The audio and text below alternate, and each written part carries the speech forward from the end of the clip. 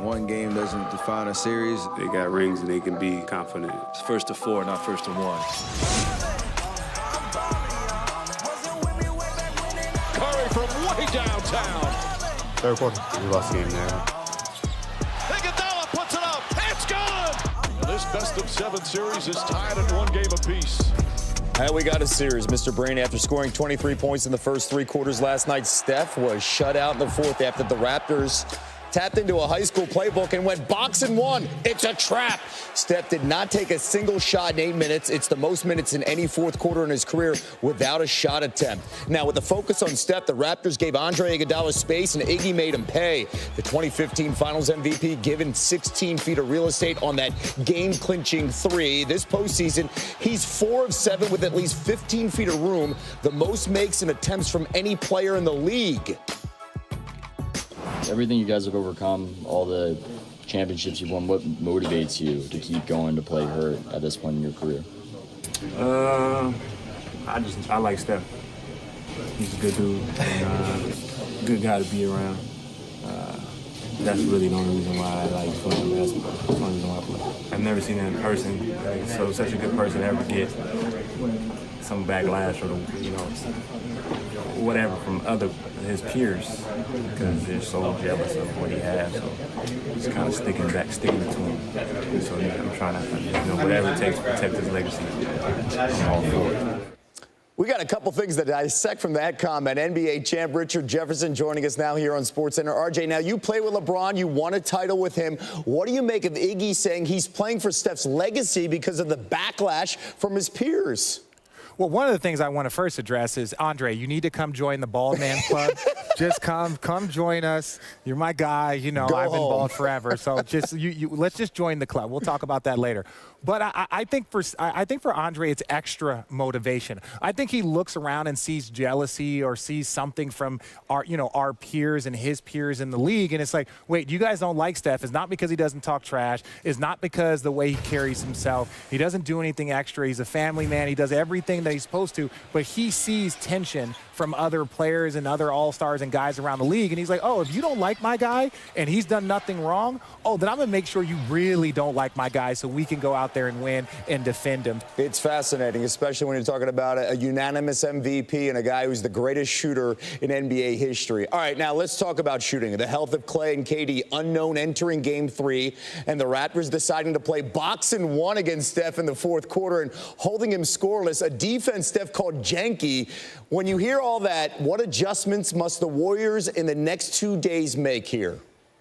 Well, I think the Warriors need to continue doing what they're doing. I think in Game 1, where they let the Raptors shoot 50% from the field, 40% from 3, we talked so much about Pascal Siakam going 14 of 17. The Warriors just weren't ready to play high-level defensive or NBA Finals-type basketball. So I think now that they're kind of in that mode, you saw them hold them to 36% shooting from the field. That's normally that Warriors defense that we are all so familiar and frightful of. And so I think that's just what they need to continue to do. And they continue to play defense and get shots from guys like DeMarcus Cousins, they're going to be fine. They grinded it out Game 2. They were outscored 23-0 in second chance points and still stole a game in Toronto. RJ, thank you. Thank you for having me, guys. Thank you so much. He was fantastic. He was special. That's how Steve Kerr and Steph Curry described Boogie Cousins' performance last night. Playing without KD and losing Clay and Looney, Cousins stepped up with his best night in blue and gold. 11 points, 10 rebounds, 6 dimes in 28 minutes. DeMarcus called Game 2 an incredible moment. What's incredible is that he did it just a month after tearing his left quad. He's the $5 million bargain for the defending champs. In an E60 conversation, Cousins sat down with Mark Spears to discuss his comeback from 2 major injuries and free agency this summer.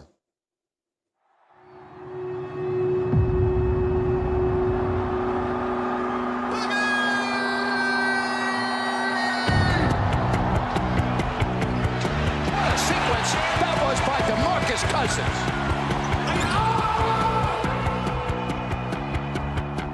What has this Warriors experience been like? Has it been what you thought it was, different? It's been fun. I mean, just to go through my own, trials and tribulations. DeMarcus Cousins can't go. He's holding that left lower leg area in the area of his Achilles.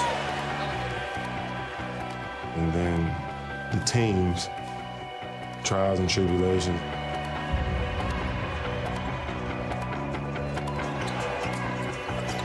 Kevin Durant laces one through. And he's hurt. As soon as he made that shot, he started Look at whipping. this. Look at this. For all of that to happen and to still be at this point. The Warriors do it again as they advance to their 5th consecutive NBA Finals.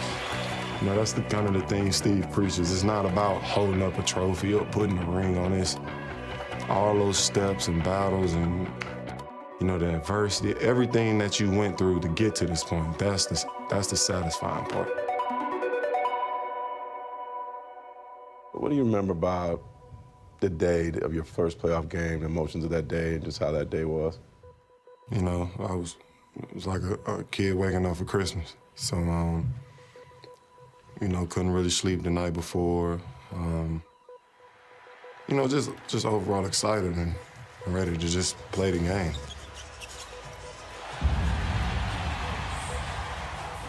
So, game 2, you try to get a steal. What do you remember about that play? I saw him throw that same pass so many times just through film, and you know, it was a real lazy pass. It was kind of them just going through the motions.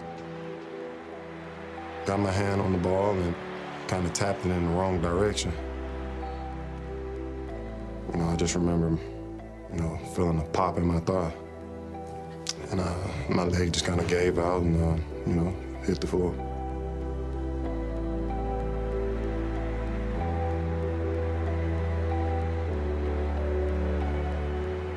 What were your initial emotions walking to the locker room?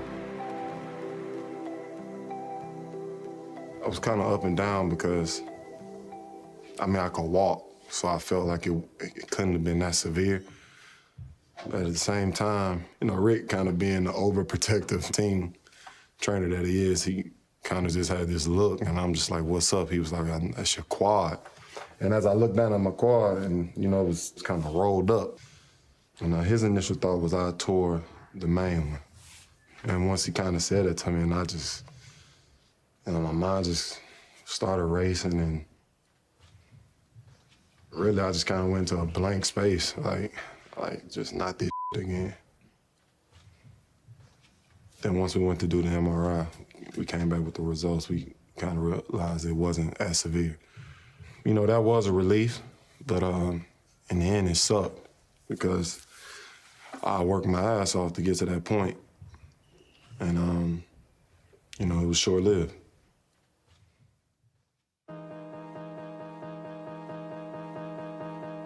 How would you describe the rehab? It was tough. You know, it took me a few days to just kind of get over trying to figure out why and just, you know, all right, let's, you know, fight through this and get to the next point. You know, once I got through those dog days, I just got back to work. That's all I could do.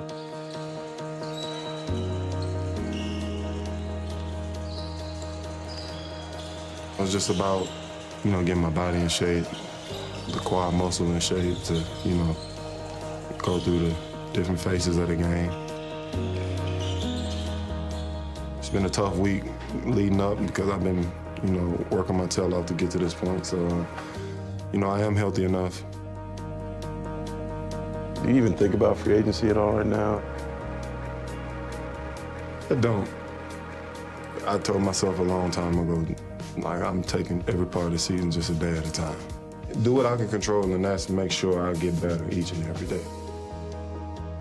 What can people learn from your perseverance this year, your career too? I'm not a quitter. It's gonna take a lot for me to fold, and probably take an Army and a Navy, but I'm gonna still go down fighting.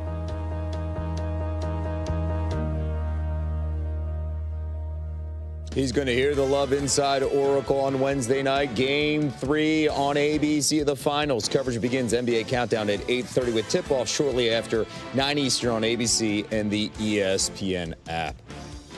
2 for the Dubs. They sustained a bunch of hits last night, but delivered the final blow to steal one in Toronto to even the series before going home. A look at the damage. Let's start with Klay last night, dealing with a left hamstring tightness after landing awkwardly early in the fourth quarter. Klay said he's confident he'll be able to play in Game 3. The other Splash Brothers, Steph, dealing with dehydration that required attention from the Warriors training staff. He started the game 0 for 6 before picking up his play. And Kevon Looney suffered a chest contusion in the second quarter, and he did not return after a collision with Kawhi. He's scheduled to undergo an MRI and CT scan today. And then Andre Iguodala, the hero last night, but not before he was hobbled at the end of Game 1 with a calf injury. And add all this to Kevin Durant. He's been out for nearly 4 weeks since injuring his calf in Game 5 of the second round against the Rockets. He's missed the last 7 games, but the Warriors' motto, strength in numbers, is working right now in the postseason.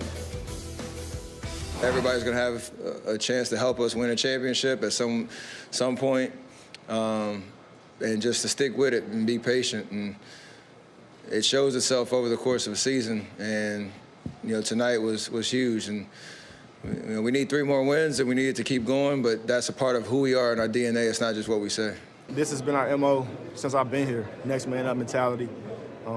Guys rest. Guys get hurt. Everybody has confidence in each other. It's been the story of the last, month and a half, 2 months for us. A guy goes down, the next guy steps up, and it's been really enjoyable, that part of it. Nick Friedel covers the Warriors and joins us now on SportsCenter live from Oakland. And Klay, he was scheduled to have an MRI today. He says he's going to play for Game 3, but what more can you tell us about his status for that game on Wednesday night? Kevin, everything got pushed back here in Oakland because the Warriors team plane didn't land until after 4 in the morning Pacific time. A lot of guys didn't get to sleep till 6:30 or 7 in the morning. They're just lucky they got here. As I was checking out in Toronto around 4 Eastern, there were a lot of staff members and family members that got stuck on the second plane. The Warriors were supposed to fly out of Toronto that just got back a couple minutes ago. So as far as Klay goes, he's confident, but it all depends on what the MRI says. I walked out of the arena with him last night. He was lamenting the fact that not only he's got this injury now, but as you recall last year in Game 1, he was struggling with a high ankle sprain. So they believe he'll be out there, and it's key, but it all hinges on what the MRI says in the next couple hours. All right, now before Game 2, Steve Kerr said KD could return with just 1 practice under his belt. Where do things currently stand with Kevin Durant? There's some hope that he might be able to go on Wednesday for Game 3, but Kevin, the more likely situation is to have KD out there in Game 4, allow him a couple extra days of rehab, allow him that 1 practice prior to Game 4, and then get him out there at Oracle. It's all dependent on how he's feeling in the next couple days. On top of KD, Kevon Looney is going through his own MRI and CT scan on his right shoulder. It was really bothering him last night. It was hanging. They took him out. They're not sure what to expect, but now they have DeMarcus Cousins and Andrew Bogut to pick up the slack. With Andre Iguodala, he's okay. That calf injury, though, is bugging him. He was limping around a lot in the locker room, and you mentioned Steph. He's going to get a lot of fluids the next couple days, and they expect him to be fully ready to go for Game 3 on Wednesday night. All right, so they have a couple more days as that series moves to Oakland for Game 3. A tip-off 9 Eastern on ABC on Wednesday night. Nick, thank you so much. That was the scenario last night. Kevin Durant and Klay Thompson escaped crowded traffic conditions in the tunnel after the Game 2 win. Drake, of course, did not so much. And as you heard Nick Friedel say just now, nothing new really on either injury. And as their coach pointed out, even if there were something new about Klay and it was positive, knowing Klay, you'd have to take it with a grain of salt. Klay said he'll be fine, but, Klay could be half dead and he'd say he'd be so, we'll see. He pulled his hamstring. He thinks it's minor. So I don't know what that means going forward. It's possible the Warriors could be looking at Game 3 with at least one of them not playing. So far this postseason, the numbers show the Warriors have been much better when KD is the lone warrior on the court out of these two. And as you ponder that, the question of which is the bigger deal for the Warriors, KD's injury or Klay's injury, is now addressed by our KD and Klay, Tony and Michael, with this fresh PTI take. All right, Wilbon, what is the bigger storyline for the Warriors heading into Game 3? The injury status of Klay Thompson or the injury status of Kevin Durant? Klay Thompson, Tony. I mean, Klay Thompson, we were reminded in Game 2 just how great Klay Thompson is. And, you know, it's interesting. To me, he is still, after all this time, underappreciated. Hell, I didn't appreciate him enough when I didn't vote for him in one of the top 3 all-league teams. Cost him a lot of money, Wilbon. You personally cost him millions. You know, that's why I wish I had my ballot back. But Klay Thompson, Tony, he is so efficient. It seems effortless, but it's not effortless. He was 10 of 17 last night. And as you know, I mean, he was the guy who kept Golden State connected to Toronto early in that game when the Raptors were playing really well. That's right. So, no, I mean, KD, there's uncertainty. We don't know. We just saw Klay Thompson last night. We know what he can do if healthy, so the answer is Klay. I'm not going to say the obvious stupid thing, which is the Warriors will win without Kevin Durant because they've won a bunch of games already. You can't take Kevin Durant out of your lineup and expect to be as good as you are with Kevin Durant. But Kevin Durant will walk back into a game much like Boogie Cousins walked back into a game, his first game, and he's not going to be Kevin Durant. If you lose Klay Thompson with Kevin Durant out, you have lost 50 to 55 points. You can't win. So the answer to this question is Klay Thompson's status is significantly more important. Klay Thompson, boys and girls. That's it. We're done. Hope he can play and be himself. Back to you.